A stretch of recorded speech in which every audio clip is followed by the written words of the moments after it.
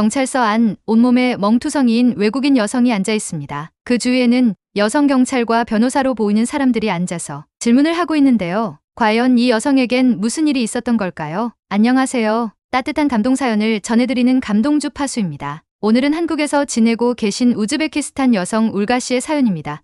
제가 대신해서 읽어드리도록 하겠습니다. 안녕하세요. 저는 현재 한국에서 살고 있는 울가입니다. 저는 우즈베키스탄에 있는 데나우라는 작은 도시에서 태어났습니다. 저는 장녀였고 밑으로는 나이 차이가 많이 나는 남동생 2명이 있었죠. 저희 가족은 가난했지만 행복한 가정이었습니다. 어머니는 카펫을 짜서 판매하시고 아버지는 작게 농사를 지으셨어요. 그러던 중 제가 16살쯤 됐을 때였을까요? 수도인 타슈켄트에서 일을 하러 갔다던 먼 친척이 저희 집을 방문했어요. 그리고 저희 부모님께 좋은 제안이 있다면서 무언가를 말씀하셨죠. 그 내용은 상상치도 못할 내용이었습니다. 바로 저를 외국 남성에게 시집을 보내자는 이야기였습니다. 저희 부모님은 그 친척에게 크게 화를 냈어요. 그리고 그를 쫓아버렸습니다. 저는 그렇게 이야기가 끝난 줄 알았죠. 하지만 그날 이후로 그는 제가 혼자 있는 시간을 어떻게 알았는지 제가 혼자 있을 때마다 저에게 찾아와서 이런저런 이야기를 하기 시작했습니다. 한국이란 나라가 어떤 나라인지 그리고 저와 결혼할 사람이 어떤 사람인지 이곳보다 더 살기 좋을 거라는 둥 제가 시집을 가면 저희 부모님들은 굉장히 편해질 거라면서요. 그는 저에게 더 넓은 세상을 보고 싶지 않냐면서 계속해서 이야기를 꺼냈죠. 그는 제가 만약 결혼을 하겠다고 하면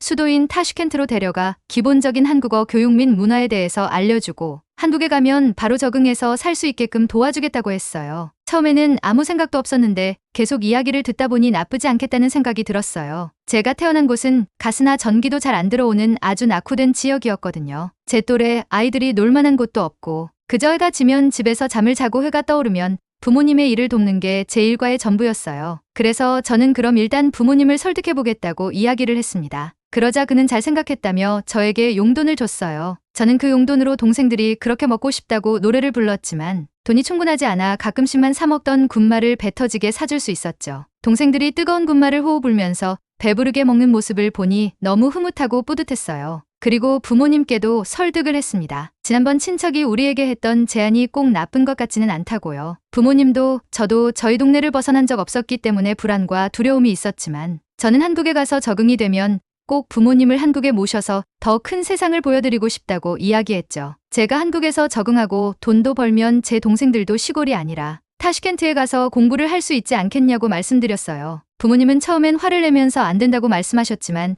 제가 계속해서 설득하자 마지못해 알겠다고 하셨죠. 그렇게 저는 타슈켄트로 가서 2년 동안 기본적인 한국어를 배우면서 가끔씩 화상을 통해 한국 사람들과 이야기를 하기도 했어요. 제가 교육을 듣던 곳에는 저와 같은 처지의 친구들이 많았죠. 16살인 제가 제일 어린 나이였고 보통 17살부터 24살 정도의 친구들이 많았어요. 운이 좋게도 저는 언어에 재능이 있었는지 금방 한국어를 배울 수 있었어요. 쓰기는 힘들어도 듣기와 말하기는 금방 늘었죠. 화상 전화를 통해서 일주일에 몇 번씩 한국 사람들과 대화를 하는 것도 저에게 많은 도움이 됐습니다. 제가 화상 전화를 통해 만났던 한국인들은 전부 저희 아버지 뻘은 되어 보이는 사람이었어요. 설마 내가 이런 사람들과 결혼해야 하는 건가 하는 생각이 들었어요. 근데 그중 조금 젊고 저에게 아주 친절한 사람이 있었죠. 그는 자신을 미스터 리라고 소개했어요. 점점 미스터 리랑만 대화하는 시간이 늘어갔죠. 그렇게 타슈켄트에서 생활을 하던 중 저는 어느덧 18살이 되었습니다. 제가 있던 기관에서 이제 한국 사람들이 타슈켄트에 들어와서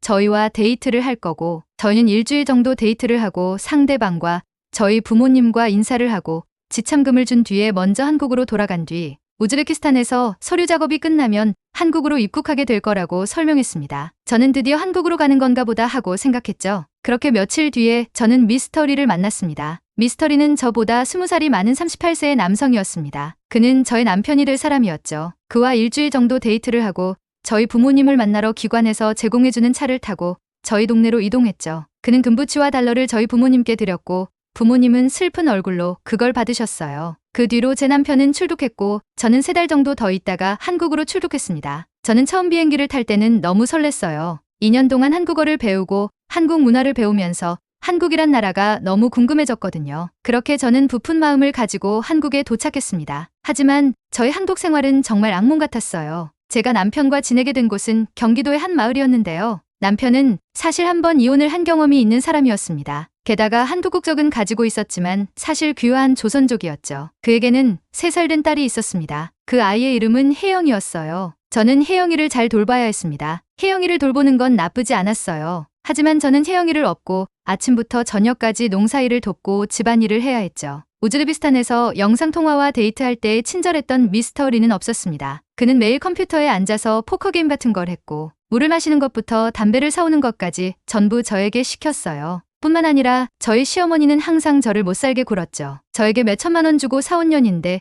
일을 이렇게 못한다며 쓸모없는 년이라며 저에게 폭언을 퍼붓고는 했죠. 하지만 저는 그 생활에 익숙해져야만 했습니다. 제가 도움을 청할 곳은 어느 곳도 없었거든요. 그렇게 제가 한국에 온 지 1년이 넘어가던 해, 제 남편은 이제 점점 저에게 폭력까지 쓰기 시작했습니다. 스트레스 때문이었는지 이유는 잘 모르겠지만 제가 1년이 지나도록 임신을 하지 못했거든요. 사실 저는 아이를 임신하고 싶지 않았어요. 어린 제 나이도 나이였지만 아이를 키우면서 농사일을 돕고 집안일까지 하면 정말 힘들 것 같았기 때문이었죠. 그래서 내심 임신을 하지 않았다는 사실이 다행스러웠지만 매일 같은 남편의 폭력에 시달리니 저도 임신을 간절히 바라게 되었습니다. 폭력은 정말 무섭습니다. 사람을 정말 무기력하게 만들거든요. 그런 지옥 같은 일상 중에 제 나름의 즐거움은 저희 집에서 좀 떨어진 동네 슈퍼에 가는 것이었어요. 거기 주인 언니와 대화를 나누는 게 너무 즐거웠거든요. 사실 언니라고 하기엔 나이가 많은 40대의 은숙 언니는 다른 지역에서 살다가 남편과 이혼하고 어릴 적 살던 동네로 돌아왔다고 했어요.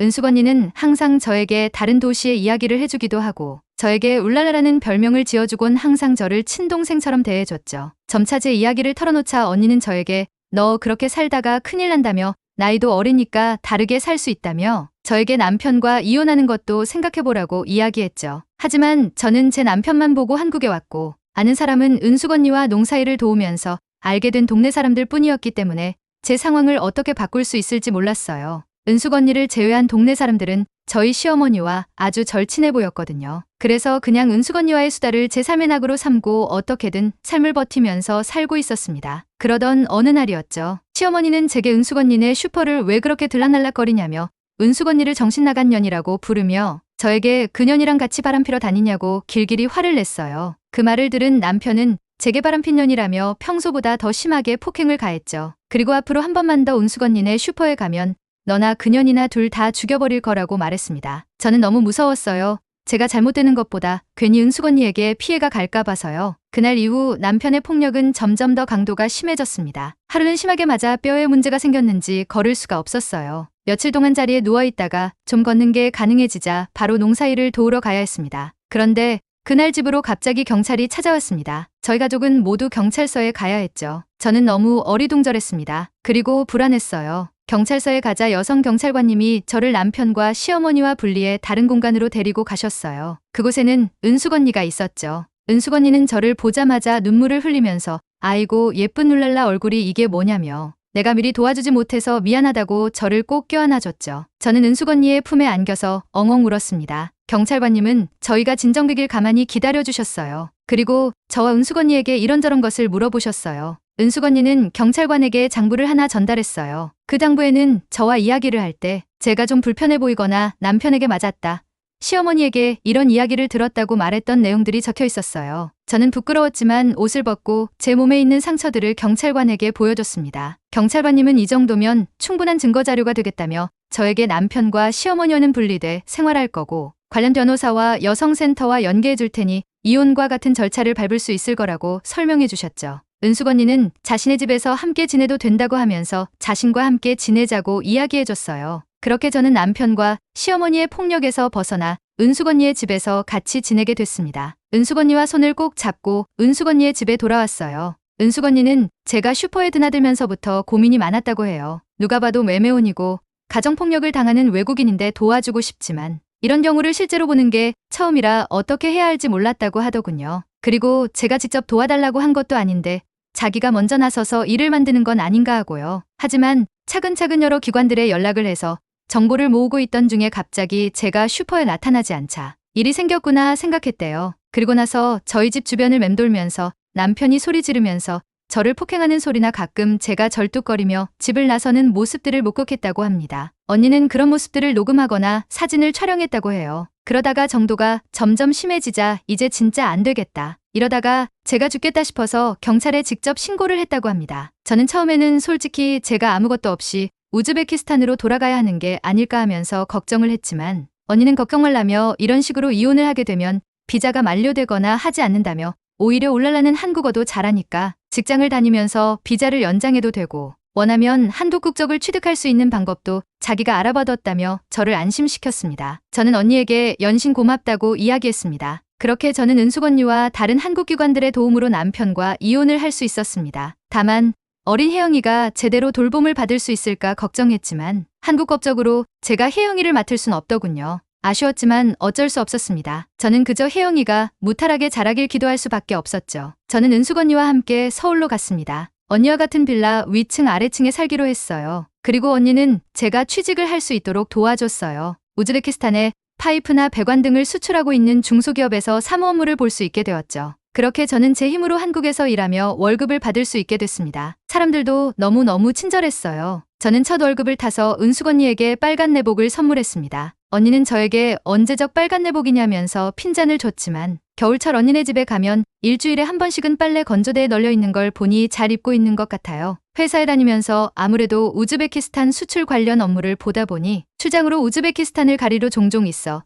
그때마다 회사의 양해를 구하고 고향으로 돌아가 가족들을 만나기도 하는데 그때마다 저희 부모님과 동생들은 제가 너무 자랑스럽고 뿌듯하다고 이야기합니다. 사실 가족들에게는 제가 남편과 이혼하게 된 자세한 내용은 설명하지 못했어요. 슬퍼하실까 봐요. 하지만 지금 저는 한국에서 누구보다 행복하게 잘 지내고 있으니 그것으로 만족합니다. 조만간 가족들을 한국에 초청하려고 해요. 제가 처음 한국에 나올 때 다짐했던 것처럼 말이죠. 제가 이렇게 한국에서 잘 적응하고 행복하게 지낼 수 있게 도와준 저의 영혼의 단짝 은숙 언니와 경찰관분들, 변호사님, 여성센터 직원분들 다시 한번 감사하다는 말씀 전하고 싶습니다. 그리고 혹시 저와 같은 일을 겪고 계신 분들이 계시다면 그 일은 절대 여러분의 잘못이 아니라고 이야기해주고 싶습니다. 그리고 조금만 용기 내셔서 주위 사람들에게 도움을 청해보시라고 조언해드리고 싶어요. 당신의 주위에는 기꺼이 도움을 내밀어줄 한국 사람이 많다는 걸 기억하세요. 라고 사연 보내주셨는데요. 울라씨, 어린 나이에 한국으로 시집와서 어려운 일을 겪으셨군요. 조금 걱정돼 하는 말이지만 정말 사랑해서 결혼을 하거나 혹여 지참금을 많이 주고 국제결혼을 하더라도